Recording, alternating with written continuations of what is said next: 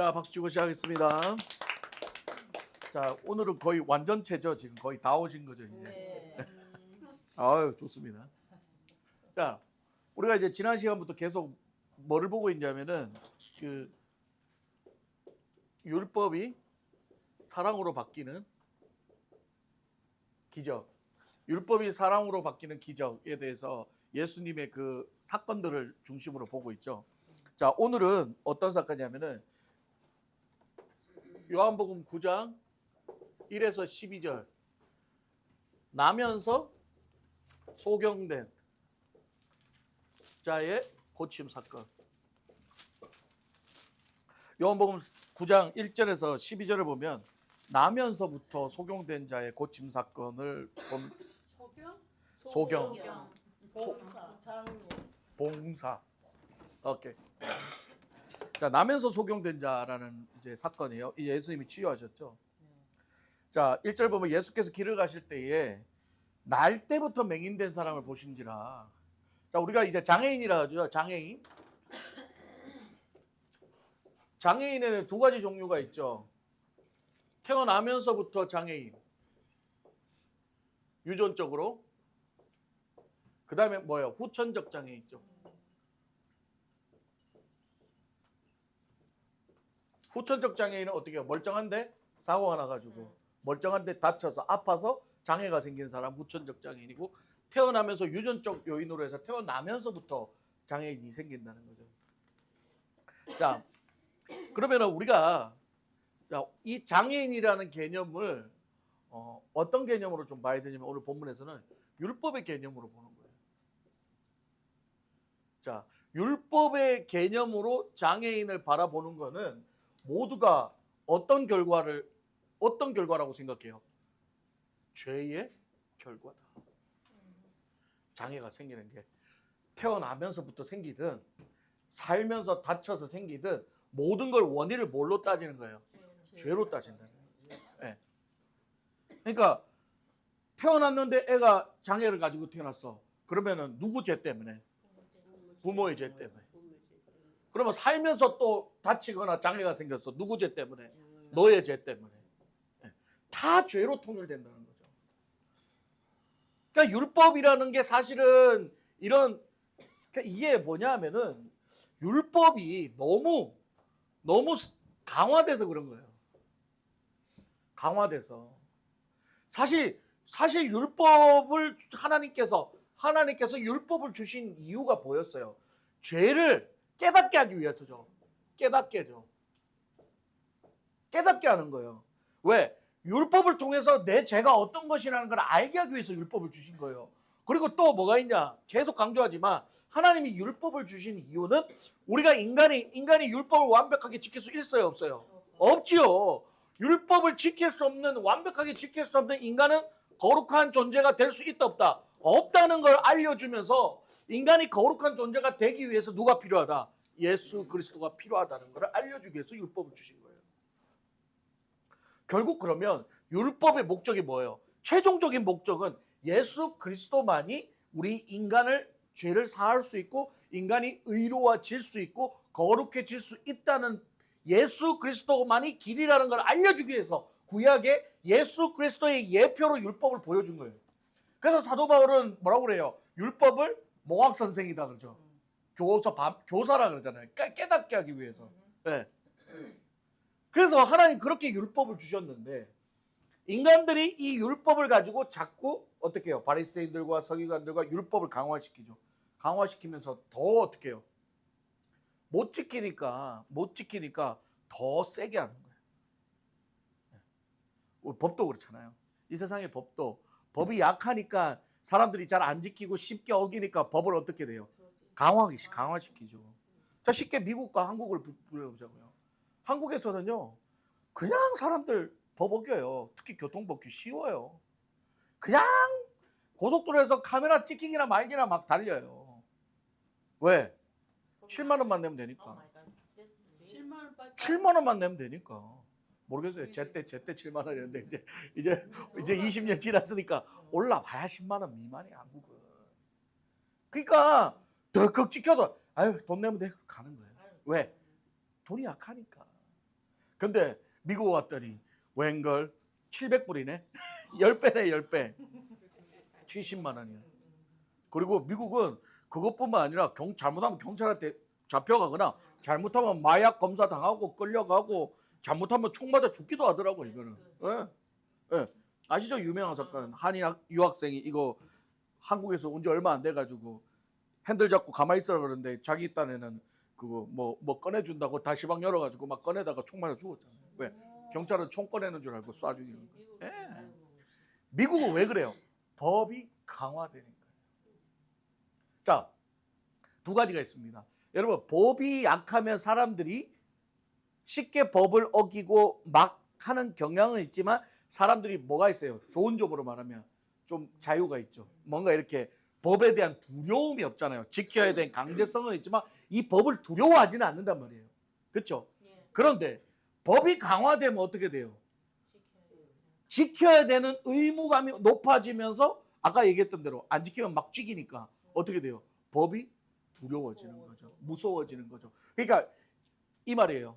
이거 오해하시면 안 돼요. 법이 약하니까 자유의지니까는 막 안 지켜도 된다가 아니라 법이 그래도 두려움을 주지 않으니까 자발적으로 지킬 수 있는 우리의 자발적인 마음이 생긴다는 거죠. 자발적인 마음. 이게 중요해요. 그런데 법이 강하니까 자발적이 아니라 뭐로? 의무감으로, 억지로. 의무감으로 억지로죠. 예. 막 달리고 싶은데 어떡해요? 700불 띄니까 봐. 돈도 없는데. 아니 뭐 돈 많은 사람이야 700불 띄면 되지만 이게 또 700불만 띄어요? 벌점 올라가죠. 교통 트래픽 스쿨 다녀야 되죠. 귀찮은 것도 많죠. 그러니까 돈이 많건 적건 간에 할 때 귀찮고 복잡하니까 어떻게 지키는 거죠. 그런데 법이 약하니까는 스스로 안 지키기도 하고 하지만은 그래도 어때요? 내가 법이 약하든 안 하든 그래도 나는 내가 지켜야 되겠다는 자발적인 마음은 훨씬 더 나오는 거죠. 왜 이 얘기를 하냐면은 하나님의 율법을 지키는 것도 제가 레위기 강해 때 얘기했지만 억지로 의무감으로 하기 싫은데 하라는 게 아니라는 거죠. 율법의 핵심이 바로 예수 그리스도라는 걸 알고 나는 율법 때문에 거룩해질 수 없으니까 예수 그리스도만이 내 구세주요 나의 거룩할 수 있는 유일한 길이라는 걸 믿고 감사함으로 예수의 길을 따라가는 거. 할렐루야. 그걸 하나님이 원하시는 게 율법의 방법인데 그게 아니라 어떻게 상관없이 자꾸 세게 만들어서 무섭게 해서 안 지키면 죽어 이렇게 돼버리는 거예요. 그게 결국은 뭐냐?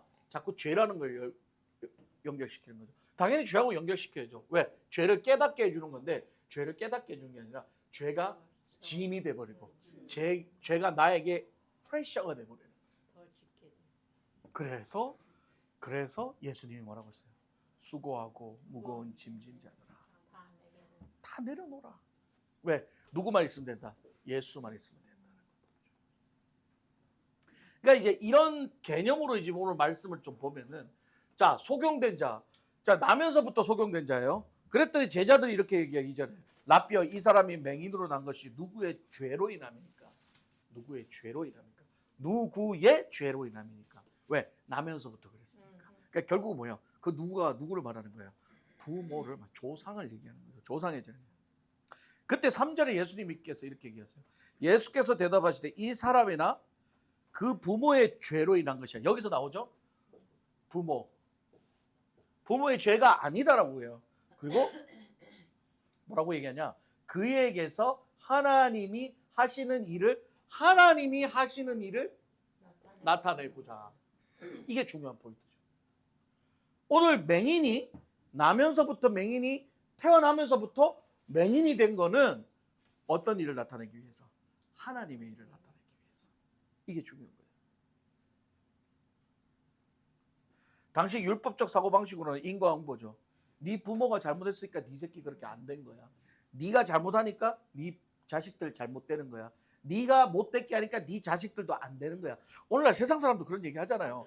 부모가 나쁜 짓 하면은 니는 그렇게 봐야 네 새끼들한테 다 돌아가다 이런 얘기 하잖아요. 그게 인과응보의 방식이죠. 너가 잘못하니까 네 자식도 다 고통받는 거야.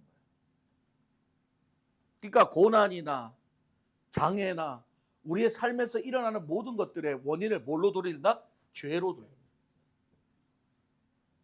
근데 이게 무서운 거죠. 물론 죄 때문에 고난 받는 경우도 있어요.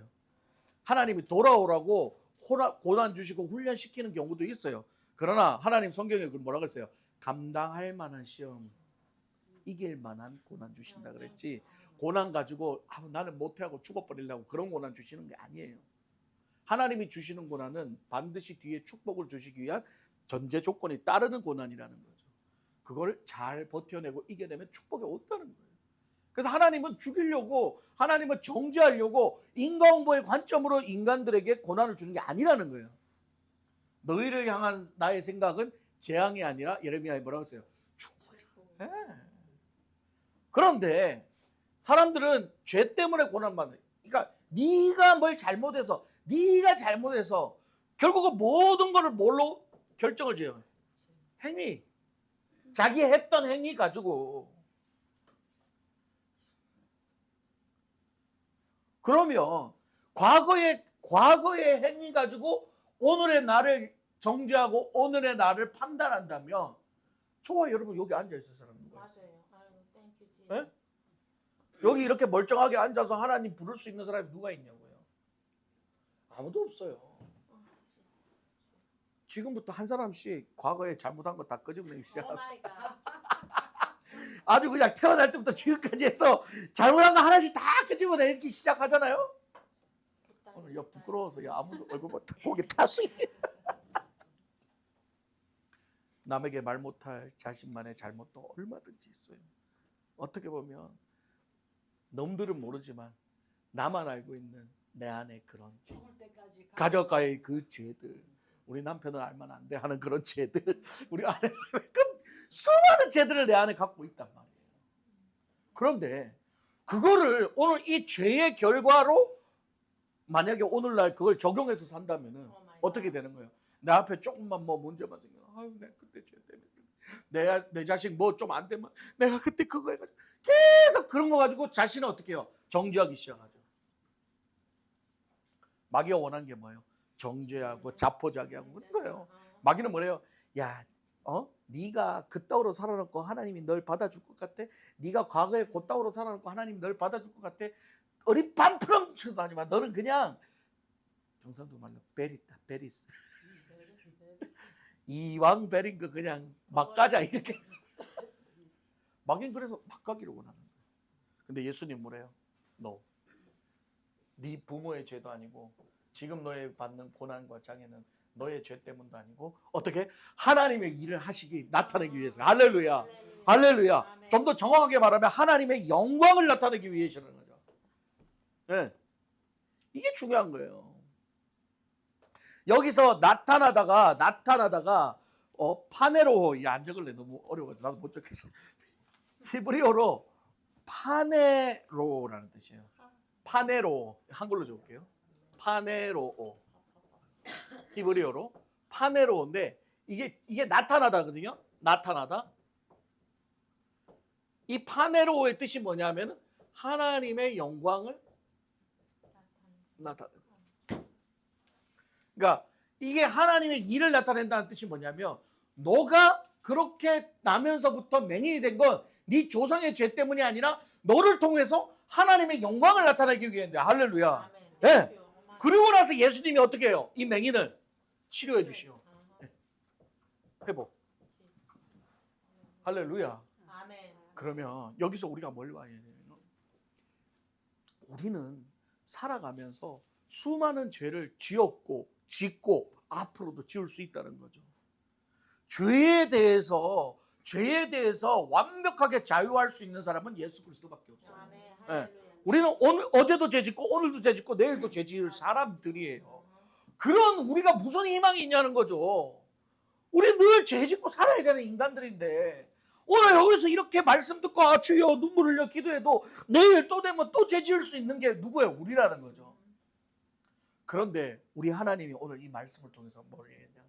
하나님은 우리의 죄를 보지 않는다는 거예요.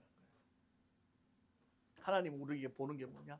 바로 예수 그리스도를 통해 십자가의 구속을 통해 구원한 하나님의 자녀를 본다는 거죠. 그래서 우리가 오늘도 죄 짓고 어제도 죄 지었고 내일도 죄 지을 수 있지만 우리가 예수 그리스도라는 십자가의 보혈의 은혜를 통하여서 우리가 하나님의 자녀로서 다시 하나님을 부를 때 아바 아버지라고 부를 때 하나님은 어떻게 한다? 또 받아주시고 70번에 7번도 다 용서해 주신다는 거예요. 그게 결국은 뭐냐? 하나님의 영광을 위해 나타내는 일들이라는 거예요. 그러니까 우리가 지금 살 수 있는 거죠. 그러니까 우리가 할 일은 뭐예요? 뭐만 붙들어야 돼요? 그리스도. 왜? 우리는 오늘도 죄 짓고 내일도 죄 짓고 또 죄 짓고 매일 어제도 죄 짓고 그런데 예수 그리스도의 보혈의 은혜를 붙드는 순간 우리는 하나님의 자녀가 돼서 하나님은 노메로와 묻지도 않고 하나님 앞에 하나님을 부르기만 하면 하나님 손을 잡기만 하면 하나님 구원해 주신다. 그래서 주 예수를 믿으라 그리하면 너와 내 집이 구원을 얻으리라. 그래서 제가 지난 주일날 사도신경을 얘기했던 거예요. 사도신경은 우리가 하나님을 붙잡을 수 있는 압축된 기도문이라는 거죠. 네. 중요한 건 뭐예요? 그냥 부르면 안 되죠. 여기에 반드시 조건이 하나 있네요. 뭐야? 죄에 대한 뭐예요? 회개가 있어요. 예. 이거 없이 안 돼요. 죄에 대한 회개가 있으면서 아버지를 부를 때 하나님 여러분 생각해보세요. 여러분 자식이 잘못했는데 자식이 잘못해서 아버지가 이제 혼내려고 손바닥 내 했는데 아빠 잘못했어요. 아빠 잘못했어요 하면은 한 대만 떼고 가 하잖아요. 네. 잘못했어 안 했어? 몰래 난 잘못한 거 없어요. 계속 맞는 거야. 잘못했다고 할 때까지 맞는 거야. 잘못한 게 없어서 잘못했다 안 하는 거예요? 아니면 지가 억울해서 잘못했다 안 하는 거예요? 맞는 사람이 너 잘못했어 했을 때 나 잘못한 거 없어요 라고 이렇게 하는 사람들은 진짜 잘못한 게 없어서 그런 거예요? 아니면 지가 억울해서 그런 것 같아요? 부모가 바보예요? 부모가 바보냐고. 만약에 잘못 안 한 자식 억지로 잘못했다고 때리는 건 부모가 잘못된 거죠. 그러나 모든 아이들의 99%가 부모가 잘못했다고 매를 대는 거는요. 나는 100%로 봐. 애가 잘못한 거야. 애가 잘못하니까 부모가 얘기하는 거지. 근데 애는 지 입장에서 난 잘못한 게 아니야. 형하고 싸웠어. 지는 억울하다 이거지. 싸운 자체가 잘못한 거야. 억울했으면 참아야지. 근데 지는 에라 모르겠다고 주대라 버리기야. 그 서로가 하고 싸웠어. 둘 다 잘못한 거지. 근데 지는 뭐라 그래? 경상도 말로 얘가 먼저 때렸으니까 형이 먼저 때렸으니까 그래. 야 그러면 때려서 가만히 있지. 니는 왜 때렸어? 먼저 때리니까 나도 때리지. 그러니까 니도 잘못한 거야. 결국은 뭐냐? 우리의 마찬가지인 거예요. 우리가 죄를 지으면요. 노매로와 변명하면 안 돼. 하나님 내가 이래서 안 했고 이래서 못했고 이래서 됐고 다 필요 없어요. 하나님 보시기에 죄라 그러면 그냥 아유 잘못했습니다. 죄송합니다. 하나님 용서해 주십시오. 그래야 여러분 마음이 열리고 하나님의 은혜를 받을 수가 있는 거예요. 자기 죄를 인정하지 못하는 사람은 절대 하나님의 은혜를 느낄 수도 없고 성령이 임재할 수도 없고 그래서 처음 예수 믿을 때 자기 죄를 먼저 회개시키는 거예요. 그래서 처음 예수 믿으면 눈물, 콧물, 막 두루마기 휴지를 몇 개를 쓸 정도로 그렇게 울어대잖아요. 왜? 내가 지은 죄들이 다 생각나. 내 처음에 얘기했죠. 짐 꺼내면 아무도 얼굴 못 든다고. 다 생각나. 그 하나하나를 하나님 앞에 고백하면서 또 울면서 이 벌레 같은 나를 이렇게 죄 지은 나를 하나님이 그래도 또 잡아주시고 또 나를 구원해 주시니 이 예수의 은혜를 어찌할까 하고 울고 그러니까 은혜가 쏟아지는 거죠. 그런데 오늘날 왜 눈물이 메마를까요? 오늘날 왜 하나님의 말씀을 듣고 예배를 드리는데도 자꾸 감격이 떨어지고 그냥 구경꾼이 되어 갈까요? 내 안에 대한 죄의 인정이 없어지기 시작해요. 이제는 시간이 지나니까 이런 거 정도는 뭐 괜찮겠지 하고 합리화시키고 사는 거예요. 이 정도는 괜찮겠지 하고 그냥 넘어가기 시작하는 거예요. 그런 게 쌓이니까 그런 게 나의 은혜를 갉아먹기 시작하는 거예요. 내 죄성을 덮고 있던 하나님의 은혜의 이불을 하나씩 그런 것들이 좀 먹기 시작하면서 구멍이 뚫리기 시작하는 거예요. 그러면서 계속 나의 그 은혜를 뚫고 내 못된 본성들이 나오기 시작합니다. 그래서 오늘 이 소경의 이 나면서부터 맹인된 이 일은 죄가 아니라 하나님의 영광을 나타내기 위한 열매. 하나님의 영광을 나타내는. 그러니까 고난은, 다시 말해, 고난은 하나님의 영광을 나타내기 위한 하나님의 섭리라는 거예요. 그러니까 여러분의 삶의 고난이 일어나는 것들을 죄의 결과로 받아들이면 안 되는 거예요. 내가 갑자기 뭐 재정적 어려움 당하니까 내 11조 때 먹었나 생각해봐라, 이런 소리 하지 말라는 거예요. 우리 하나님이 11조 때 먹었다고 막 물질의 고통 주고 그런 하나님이 아니라는 거예요. 그게 바로 다 죄의 결과에 대한 율법을. 그러니까 성도가 어려운 일 당하고 성도가 아픔이 생기면은 아유, 집사님 신앙생활 똑바로 안 하니까 그렇게 되는 거예요. 뭐 이런 소리 하지 말라는 거야. 뭐가 좀 안 되면 집사님 기도 안 해서 그런 것 같아. 많이 들었죠. 옛날에 그런 소리 많이 했죠. 집사님 신앙생활 똑바로 하니까 집안 꼬라지 그렇게. 그걸 왜 네가 판단하는데? 내 말은. 그걸 하나님이 판단할 일을 왜 자기가 판단하냐고. 그리고 더 웃긴 건 뭐냐? 지가 그 고난 당하면 또 그렇게 생각 안 한다? 자기도 억울하다. 놈 얘기는 그냥 고조할 미조할 그냥 아주 그냥 찰떡같이 얘기도 잘해요. 막 말씀 구절구절 찾아가면서 막. 근데 지가 당하면 뭐라는 줄 알아? 억울해라. 나는 하나님도 잘 섬기고. 아까 얘기했잖아요. 부모가 잘못했다고 혼날 때는 다 이유가 있는. 결국은 뭐예요? 이거를 판단하지 말라는 거예요. 바리새인들이 왜 그랬어요? 율법과 그걸 가지고 지들이 판단하고 정죄하고 그러니까 하나님이, 예수님이 저주했잖아요. 바리새인 서기관이 나쁜 게 아닙니다. 여러분, 바리새인 나쁘다니까 나쁘다. 바리새인은 정말 거룩한 사람들이에요. 정말 말씀 잘 지키고 11조하고 정말 종교생활을 잘 행하던 사람이에요. 바리새인이 나쁜 게 아니라 바리새인이 그걸 가지고 자기의 의로 삼아서 판단하고 정죄하고 사람들을 공격하는 게 문제라는 거죠. 그럼 오늘날도 바리새인 많습니다. 교회 안에. 자기는 바리새인이 아니라고 얘기하지만 나는 11조도 열심히 했고 나는 교회 생활도 열심히 하고 소위 말하는 종교생활 열심히 하는 사람들이 주로 하는 행위들이 뭐냐면은 이거 하고 앉아. 저 권사 초창기에는 열심히 하더니 요새 뭐 맨날 교회도 안 나오고 저래. 분명히 하나님이 아주 그냥 혼낼 거야. 네가 혼난다 이씨. 네가 혼난다. 그 조동아리 혼난다. 그러지 말라는 거야. 자기가 열심히 했으면 그걸로 끝.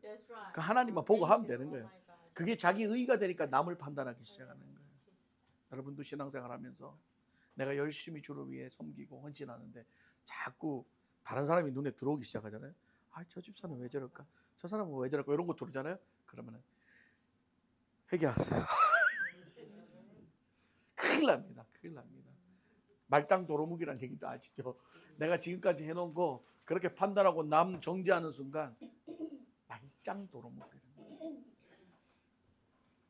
그래서 예수님은 이 나면서부터 소경된 자에게 너가 장애가 된 것은 부모의 죄도 아니고 너의 죄도 아니고 하나님의 영광을 나타내기 위함이야.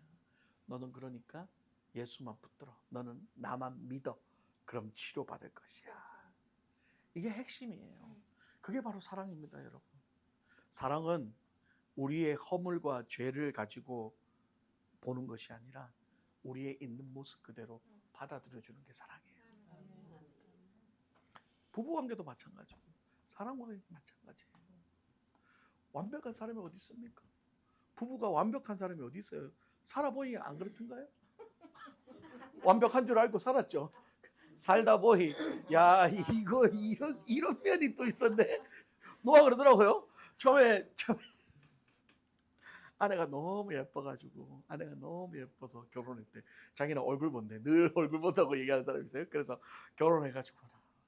결혼해가지고는 첫날 밤 이제 신혼여행 가가지고 첫날 밤을 이제 잘 보내고 다음날 아침에 이제 기분 좋게 눈을 뜨고 딱 옆에를 쳐다봤는데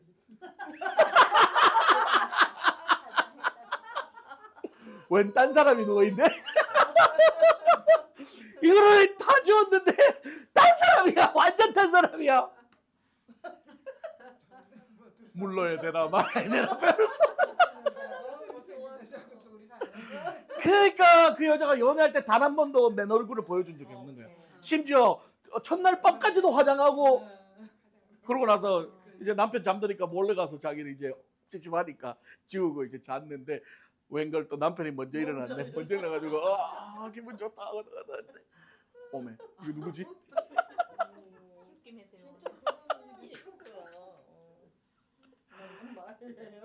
그래서 세상에 이런 말도 있잖아요. 여자 아무리 예뻐도 불 꺼놓으면 다 똑같다 이런 얘기 하잖아요. 불 끄면 안 보이니까. 중요한 건 뭐냐? 외모를 바라봤기 때문에. 조건을 바라보고. 그래서 사랑은 때문에가 아니라 그럼에도 불구하고. 네.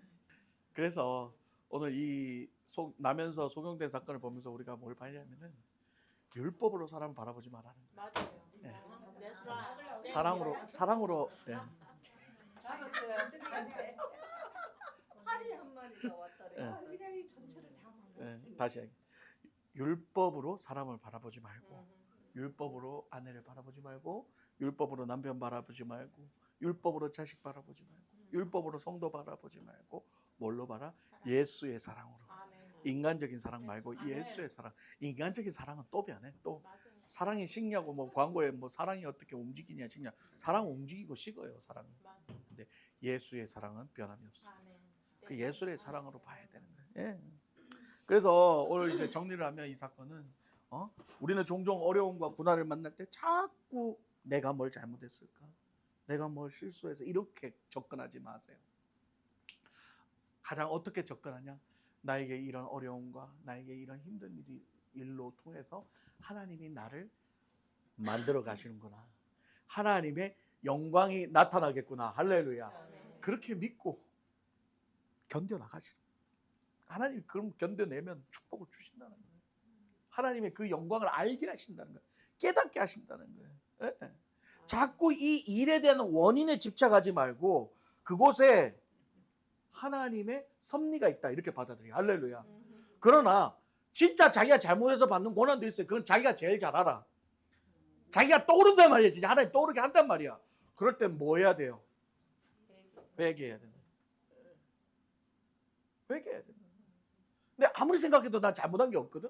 근데 나한테 어려운 일이 자꾸 생겨. 힘든 일이 생겨. 그럼 그때는 어떻게 해야 돼요? 회개가 아니라 어떻게? 하나님의 섭리로 받아들이라는 거야. 할렐루야. 누가 그랬어요? 요셉이 그랬잖아요. 요셉이 계속 가는 데마다 꼬이고 가는 데마다 꼬였잖아요. 근데 요셉은 단 한 번도 그거를 자기의 죄의 결과로 받아들이지 않았어요. 하나님에 대한 섭리로 받아들였다는 거죠. 할렐루야. 그랬더니 결국 국무총리까지 가잖아요. 하나님 만드시잖아요. 에? 그러니까 우리가 자꾸 고난이나 어려움과 내 앞에 일어나는 그런 일들을 통해서 자꾸 내가 그걸 죄의 결과, 내가 어떻게 뭘 잘못해서 내가 이렇게 해서 내 자식이 고통받는 게 아니라 내 남편이 고통받는 게 내가 고통받는 게 아니야? 이렇게 생각하는 순간 우리는 어떻게 돼요? 자꾸 아까 얘기했죠. 두려움과 정죄와 이런 것들만 생기는 거예요. 불안과.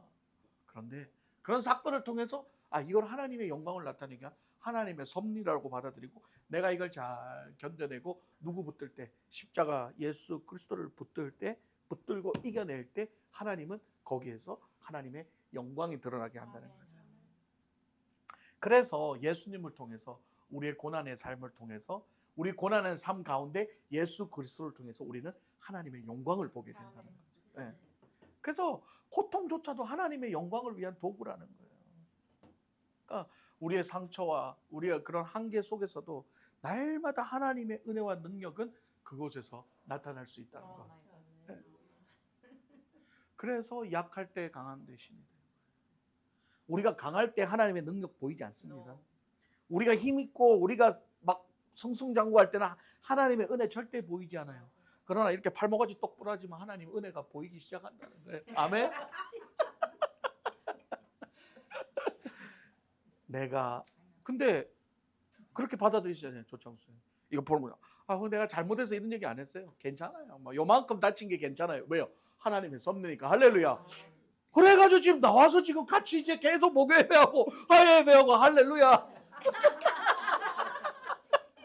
멀쩡해서 또 열심히 일한다고 또 일하고 열심히 일했어요. 지금 또 일하러 오니까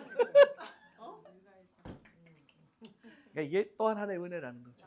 그러니까 우리가 삶 속에서 어떻게 받아들이느냐, 내 안의 고통을 어떻게 받아들이느냐. 제가 늘 얘기하죠. 고난을 대처하는 자세가 어떠냐에 따라서 우리가 진정한 그리스도인이냐 종교인이냐가 드러난다는 거예요. 아멘. 자 이제 마지막 사건. 마지막 사건 뭐냐? 나사로의 부활. 요한복음 11장 1절에서 16. 자, 요거는 이제 핵심이 뭐냐?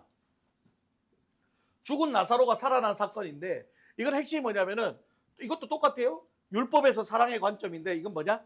사랑은 죽음을 이긴다. 자, 이게 이제 중요한 관점이죠. 자, 나사로는 누구의 오랍이죠? 마르다와 마리아의 막달라 마리아죠.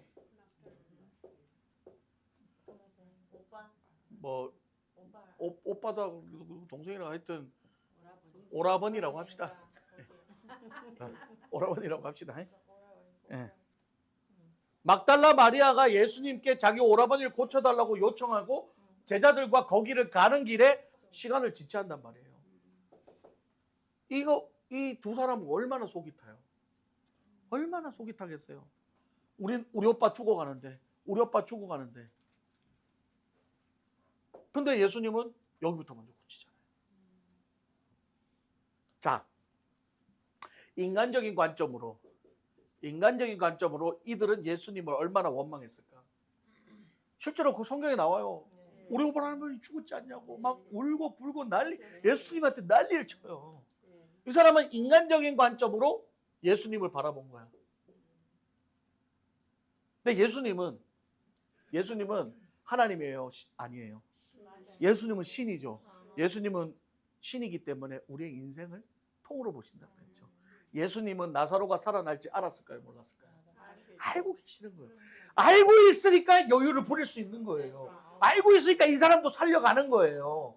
진짜 예수님도 몰랐으면 야야야 좀 기다려줘. 급한 불부터 끄고 이렇게 얘기를 했겠지. 그러나 예수님이 이미 나사로가 살아날 것을 알고 있었기 때문에 여기서도 이 사람도 치료하고 그것도 급하게 안 가요. 또 며칠 머물고 가요.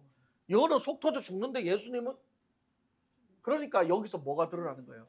사람의 관점과 하나님이 보는 관점이 다르다는 거예요. 우리는 날마다 인간의 눈으로 내 생각으로 내 보이는 현실 가지고만으로 판단하고 늘 하나님 앞에 해주십시오. 당장 오늘 저녁에 다 고쳐주시고 오늘 저녁에 해결해 주시고 안 그래요? 하나님 아파 죽겠는데 그냥 오늘 저녁에 안수하면 뚝딱 고쳐주세요. 그러고 안 고쳐지네? 안 돼. 왜? 인간의 관점은 늘 뭐예요? 조급. 빨리 해결해 주기를 원하는 거예요. 그러나 그걸 뭐냐? 인간의 때라고 했죠. 그러나 예수님, 하나님의 때, 카이로스라고 하죠. 하나님의 때는 다르다는 거예요. 하나님은 나사로가 살아날지 알고 계셨고 분명히 하나님 살리실 거지만 마르다 마리아의 때와 하나님 예수 그리스도의 때가 달랐다는 거예요. 결국은 어떻게 해요? 죽은 지 며칠 지났는데 예수님 나타났잖아요. 그때 사람들이 뭐래요? 율법을 또 들이대죠. 시체는 만지면 되면 안 돼. 죽은 지 3일 지났어. 이제는 끝. 이제 끝이야. 네 오빠 나사로 이제 죽어서 3일 됐으니까 이제 기대도 하지 마. 사망 끝. 그런데 예수님은 어떻게 해요? 나사로에게 나오라고 명령을 하시는 거예요. 시체에게 나오라고 명령하는 거죠. 네. 이게 바로 핵심인 거죠. 그러면서 4절에 이렇게 얘기해요. 예수께서 들으시고 있을 때 이 병은 나사로가 죽었는데 이 병은 죽을 병이 아니라 하나님의 영광을 나타내는 거예요. 똑같은 말이죠. 하나님의 영광을 나타내는 거예요. 예수님은 율법으로는 죽어서 끝인 것을 어떻게 해요? 예수의 사랑은 다시 살려낸다는 거예요. 이게 하나님의 섭리라는 거예요. 또 다른 말로 하면 이게 바로 카이로스, 하나님의 때라는 거죠. 자, 여기서 우리가 지금 뭘 보냐면은 이 나사로의 부활 사건은 뭐를 예표하냐면은 바로 예수 그리스도의 죽음과 부활을 예표하는 거예요. 예수의 죽음과 부활. 자, 여기서 반전이 있어요. 놀라운 사건이 있어요. 예수의 죽음과 부활의 사건은 창세기부터 시작해서 요한계시록까지 하나님의 뭐예요? 계획이죠. 섭리죠. 그러면 이 모든 사건이 다 결국은 뭐예요? 하나님의 섭리 안에 들어요. 그래서 죽음을 이기신 예수 그리스도, 죽음을 뭘로 이긴 거예요? 하나님의 사랑으로 이긴 거예요. 여러분, 예수 그리스도가 파워풀한 힘과 능력을 가지고 막 이 새끼들 아주 개 작사를 내버리고 부활하신 게 아니잖아요. 철저하게 희생하고 죽으셔서 구원하셨잖아요. 희생과 이 낮아지고 희생하고 고통당하고 이 모든 것들이 결국은 뭐의 열매예요? 사랑이에요.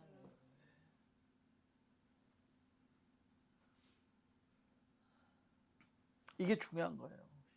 그러니까 사랑이 죽음의 권세를 깬 거죠. 사랑이 율법을 깨고 죽음의 권세를 깬 거예요. 그러니까 지금까지 사건들이 어떻게 돼요? 쫙 다 이 지금까지 오늘 이제 결론을 내리면 지금까지 본 8개의 사건들, 이 사건들이 모두 다 한 가지 주제로 통일되죠. 뭘로 통일돼요? 율법의 목적은 뭐다? 사랑이다. 사랑의 본체는 누구다? 예수 그리스도. 이 사건들이 다 이걸로 주제를 가지고 쫙 연결이 된 거예요. 그러니까 이걸 가지고 다르게 접목해서 설교하시는 분들은 많아요. 그런데 저는 그렇게 생각해요. 말씀이 왜 쓰여졌는가, 말씀의 목적이 뭔가를 정확하게 안다면 반드시 저 주제를 가지고 설교를 해야 된다고 저는 생각하는 사람이에요. 어떤 인간의 사랑을 가지고 얘기하는 게 아니라.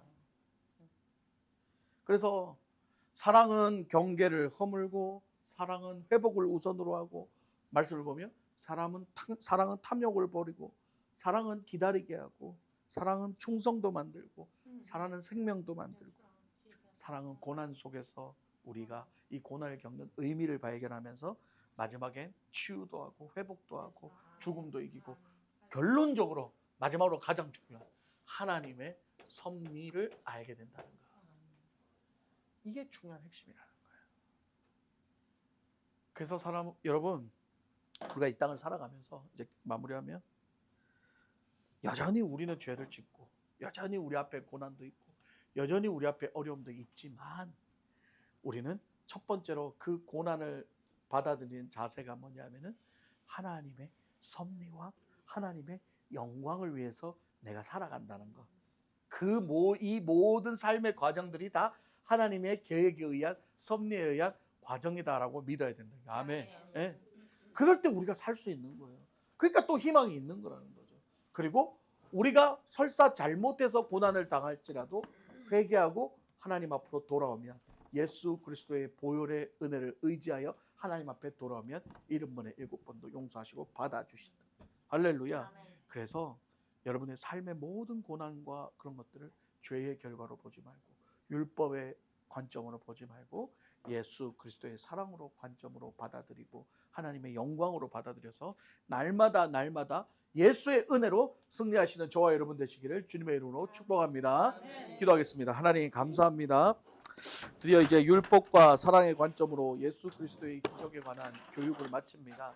이제 다음 주부터 20장 들어가게 되는데, 하나님, 우리의 삶에 참 수많은 일들이 일어나지만 그 모든 과정들을 하나님 죄의 결과, 인과응보 이렇게 바라보지 마시고 우리 하나님의 섭리로 받아들이고 하나님의 계획으로 받아들일 때에 그때마다 하나님을 바라보며 이겨내고 충성하고 하나님을 보며 나아갈 때에 반드시 하나님은 요셉을 국무총리의 자리에 올리고 예수 그리스도를 십자가의 구속의 은혜로 인류를 구원했던 하나님의 영광이 드러났던 것처럼 연약한 우리를 통해서 하나님의 영광이 드러날 줄 믿습니다. 우리를 그렇게 사용하여 주시옵고 우리 교회를 그렇게 사용하여 주시옵소서. 거룩하신 우주 예수 그리스도 이름으로 기도드립니다. 아멘. 감사합니다.